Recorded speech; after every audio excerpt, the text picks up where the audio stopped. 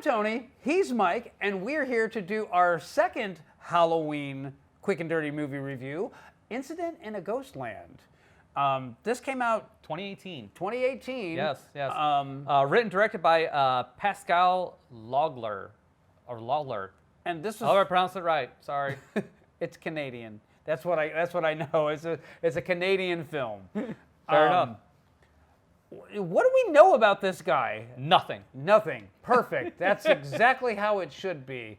I knew nothing about this movie either. This was a recommendation from our buddy Scott, who has been, I think, on a tear. He hasn't had a bad recommendation yet. Yeah, he definitely he picked a winner on this one. And this is not for the faint of heart. No. This is quite possibly the most frightening horror film that we've watched and done a review on.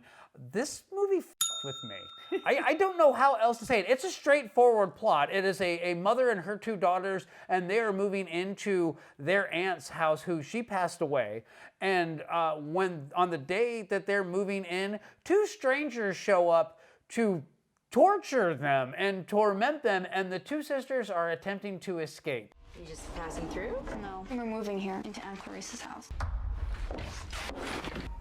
Murdering the parents. And that's it. That's the plot of it. But there's so much more going on in this film. It throws you some curveballs.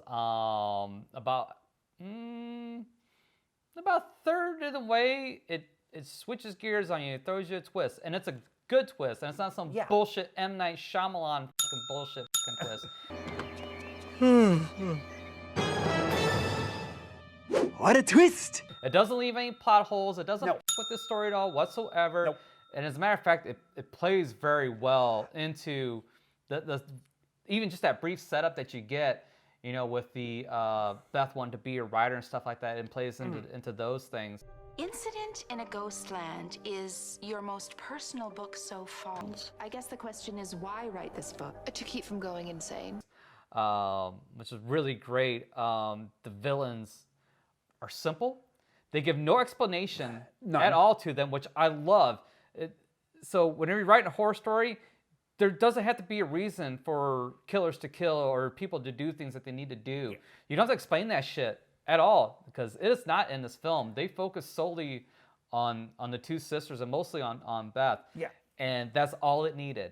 That's all it needed.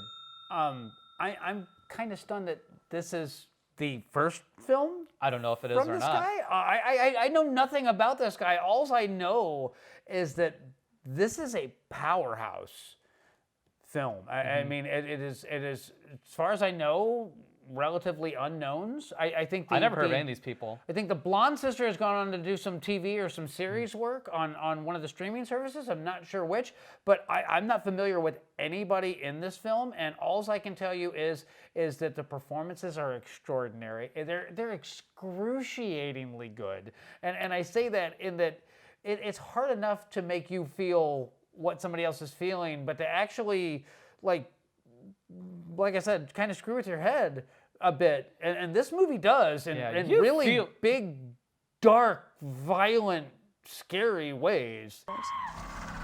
He stays in the house with her, along with the parents' dead bodies.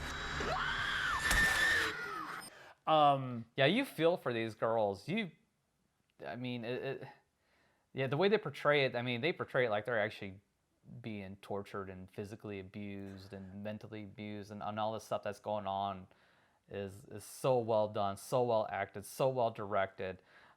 It's damn near a flawless film. I can't think of any real flaw with it. Can you? The only flaws that I can think of, and I think this has more to do with the budget than anything else, is that some of the makeup effects were not as convincing as they could have been, especially like anything that involved like the big shiners or the swollen shut eyes.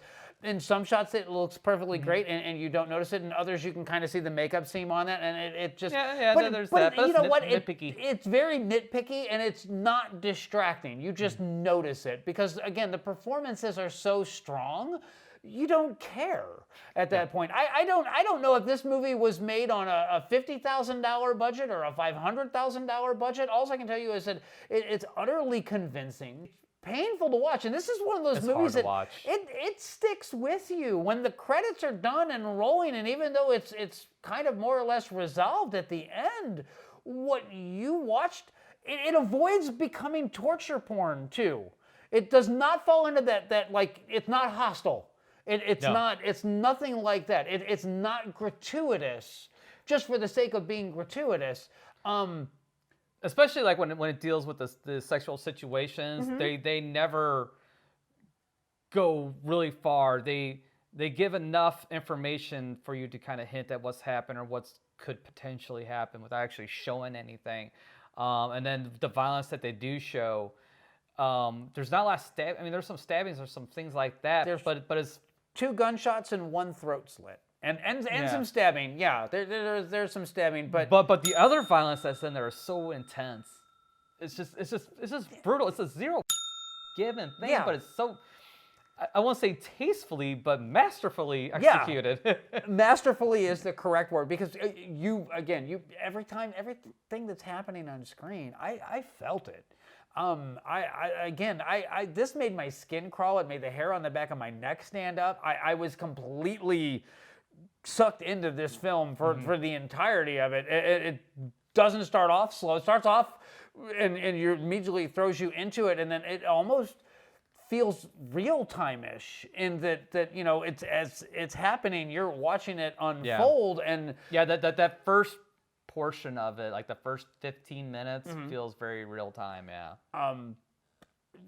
It's going to be hard to top this one, is really what it all boils down to, because again, I can't think of a whole lot of horror films that actually make my skin crawl. And the closest comparison that I have to this, and it occurred to me after I was done watching this, was this rubs me raw the same way that the original Texas Chainsaw Massacre did. It's just got that kind of gross brutalism to it, but it's amazingly compelling and you can't look away, but at the same time it's so convincing that you have to remind yourself that this is a work of fiction. And Texas Chainsaw Massacre has that same thing going on, where you just kind of occasionally got to go, just a movie. Nope, they're fine, everything's good. This is an absolute recommend from me. All day long. I loved this film, and I knew nothing about this film, but if I can find it on Blu-ray, I'll absolutely buy this one on Blu-ray. I'm sure it'll be on there on Blu-ray. It's a recommend, but with a caveat that it's not going to be for everybody. And it's a hard watch. You'll feel dirty after watching it. I had to immediately try to find something in the realm of comedy to kind of cleanse my palate, after this one. It's a hard watch. It's a good watch, but it's a hard watch. Yeah, I was gonna say I had to turn the TV off. I had to just disconnect for a little bit there and just kind of sit with this one. Yeah. But yeah, no, it was most definitely one of the most masterfully executed horror films I've seen in a very long time. Yeah.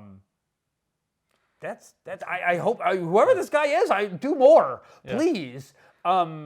Give us some recommendations out there. What haven't we reviewed that you'd like us to review? This was on Netflix, wasn't it? Yeah, this is on Netflix. Yeah, this is on Netflix, so it's free to watch. Okay, so that too. Yeah. But that's all I got. There's not much more to add to it. We will catch you next time.